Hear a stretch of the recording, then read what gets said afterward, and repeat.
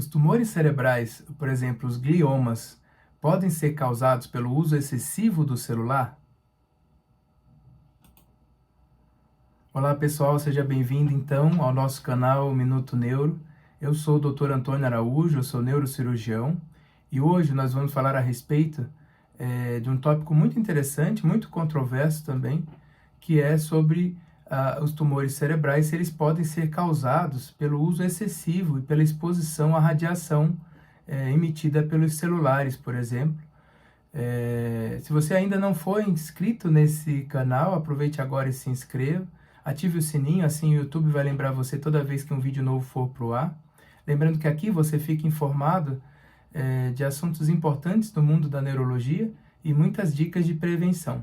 Aproveite e compartilhe com seus amigos. Aproveite também para visitar nossa página na internet, né, através do nosso QR Code. Ou se você estiver vendo esse vídeo pelo celular, nossa website vai estar aqui então na descrição do vídeo.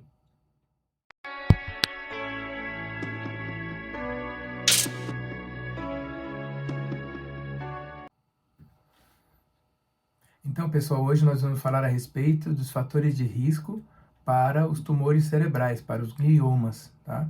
O principal fator de risco, então, para os gliomas é a exposição excessiva ao campo eletromagnético por radiofrequência, né, dos celulares, tá? Isso já é bem conhecido, tem vários estudos, tanto de caso controle, como grandes estudos de meta-análise, que já comprovam essa associação entre o uso excessivo dos celulares com as ligações, né, ligações prolongadas, né, e o surgimento, então, de tumores cerebrais.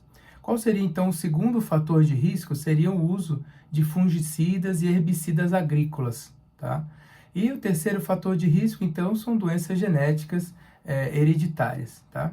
Então, falando mais a respeito do uso excessivo de celular causando tumores cerebrais, a gente já sabe, isso já é conhecido desde 2011, por uma portaria aí da OMS, junto com a Agência Internacional para a Pesquisa do Câncer.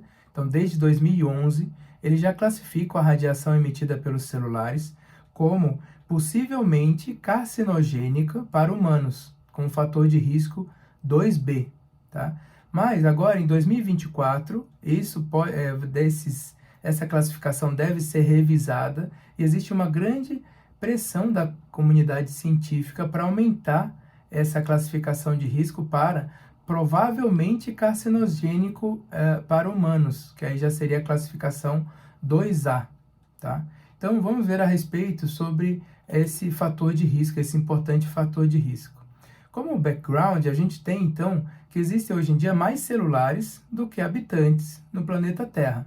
Então, em 2019, existiam 108 celulares para cada 100 habitantes, né, na Terra.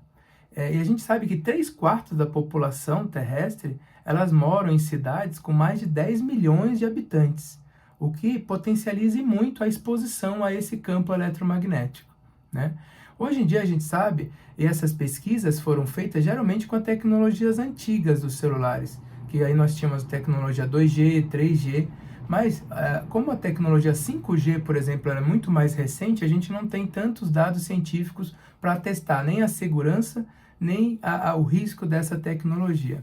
Acredita-se que por trabalhos pioneiros sobre a tecnologia 5G, por ela ser uma de altíssima frequência, então você chega até 300 GHz de frequência, e por ela ter comprimentos de onda, né, essa radiação ela tem comprimentos de onda muito longa, né, que a gente chama de ondas milimétricas, acredita-se que ela não penetre tanto no tecido humano, né? Ela deve atingir apenas a pele, subcutâneo, podendo causar apenas leves aquecimentos.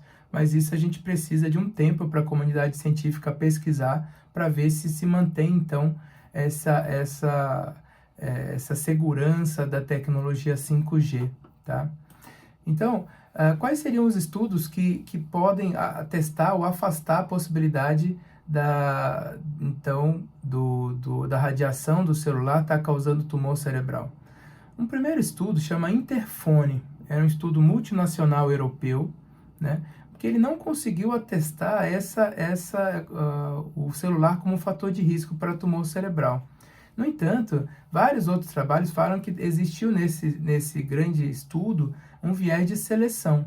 E eles também questionam a questão de conflitos de interesse, porque esse estudo grande europeu ele foi financiado pela indústria que fabrica os celulares, tá? Então não daria para confiar tanto nesse resultado desse estudo multicêntrico europeu, o Interphone. Qual seria então outro estudo importante para se atestar o celular como um fator de risco para tumor cerebral? É um estudo multicêntrico francês chamado SERENAT. Esse é um estudo de caso controle com pacientes diagnosticados, então, de 2004 a 2006, né? Enquanto que naquela época, em 2006, a prevalência de celular na França era de 84%, né? E que eles acompanharam 253 pacientes com gliomas, 194 com meningiomas e 892 pacientes do grupo controle. E eles evidenciaram risco aumentado, então, em usuários pesados de celular, então aqueles usuários que faziam ligações por mais de 896 horas de ligações em 10 anos, eles viram que tinha o que dá cerca de 14 minutos de ligação aí por dia, que existia um risco 2,8 vezes maior de desenvolver gliomas, tá?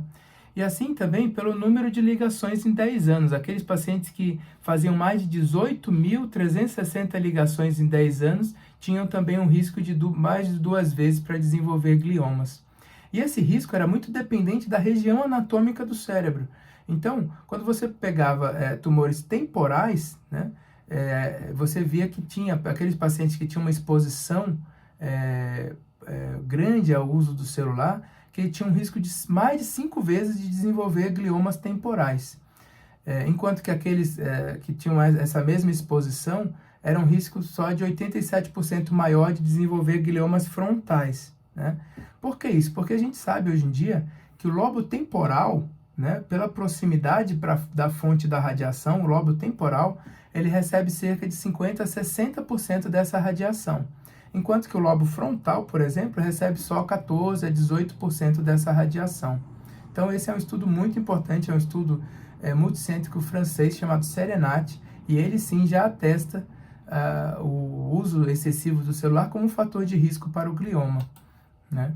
E aí, depois disso, vieram vários estudos de meta-análise. Estudos incluíram 46 outros estudos, né, com mais de 66 mil participantes, né? E todos eles atestaram a mesma coisa, um aumento de cerca de 60% na incidência dos gliomas com o uso excessivo do celular, que ele descreve com mais de 1.000 horas de ligação em 10 anos. Tá? Então, vários estudos de meta-análise, pelo menos 7 deles, com mais de 66 mil participantes, atestaram a mesma questão, o aumento da incidência de gliomas com o uso excessivo do celular. Tá? E qual seria, então, outro fator de risco para a incidência dos gliomas? É o uso de agrotóxicos, então pesticidas à base de carbamatos, fungicidas e herbicidas, né? Então, esse mesmo estudo multicêntrico francês, o SERENAT, uma inclusão de mais de 180 mil participantes durante 8 anos de pesquisa, viram um risco aumentado de cerca de 88%, né? O risco aumentado em 88% da incidência de gliomas em pessoas que manipulavam fungicidas e 44% em pessoas que manipulavam herbicidas, né? Então, é um risco, sim, o uso de agrotóxicos é um risco para tumores cerebrais, né? E qual seria, então, o inverso da coisa? Qual seria um fator protetor dos gliomas, né? Existe alguma doença que seria protetora dos gliomas? A gente sabe que quem tem alguma alergia, alguma atopia, a atopia, a alergia é um fator protetor dos gliomas, uma proteção que gira em cerca de 48%, né? Isso é muito curioso, né? Então, essa proteção também é dependente do número de surtos. Quanto mais surtos alérgicos a pessoa tiver, maior a proteção, né? E aí a gente tem, por exemplo, rinite alérgica, que é uma doença super prevalente, diminui em cerca de 50% o risco da pessoa ter um glioma. Asma brônquica diminui em cerca de 30%, né? Uma dermatite atópica também em cerca de 30% a redução do risco, né? E todos os estudos de meta-análise comprovaram isso. Apesar de a gente da comunidade científica não entender muito bem por que isso existe, mas a gente sabe que quem tem alergia dificilmente vai ter, então, um glioma, tá? tá?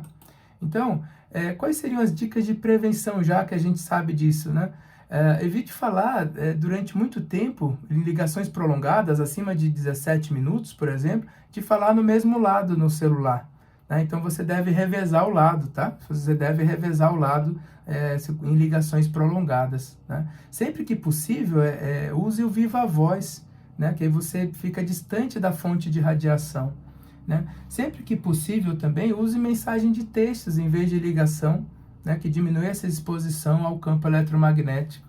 E como a tecnologia 5G parece ser mais segura, isso depende realmente de mais trabalho, mas parece ser mais segura, assim que chegar a tecnologia 5G aqui no Brasil, o interessante seria mudar logo para essa tecnologia, tá? E, claro, não manipule nada, nenhum agrotóxico, nem herbicida, fungicida, sem a proteção adequada, tá certo?